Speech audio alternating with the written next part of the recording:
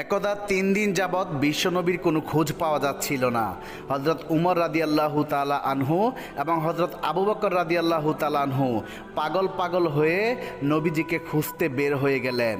উমর রাদিয়াল্লাহু তাআলা আনহুর হাতে ছিল একটি তলোয়ার। উমর রাদিয়াল্লাহু তাআলা আনহু এবং হযরত আবু বকর রাদিয়াল্লাহু তাআলা আনহু কিছু ইহুদিদেরকে সামনে পেয়ে গর্জে উঠলেন। উমর তলোয়ার তাক করে বললেন, হে ইহুদির বাচ্চারা, আমার নবী কোথায়?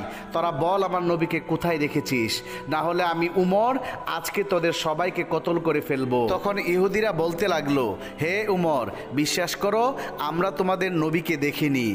তখন হযরত আবু বকর রাদিয়াল্লাহু তাআলা আনহু উমরকে বললেন, উমর চলো আমরা সামনের দিকে যাই, সেখানে হয়তো কিছু রাখালকে পাবো, তাদের কাছে জিজ্ঞেস করলে হয়তোবা বিশ্বনবীর খোঁজ পাওয়া যেতে পারে। অতঃপর হযরত আবু বকর রাদিয়াল্লাহু তাআলা আনহু এবং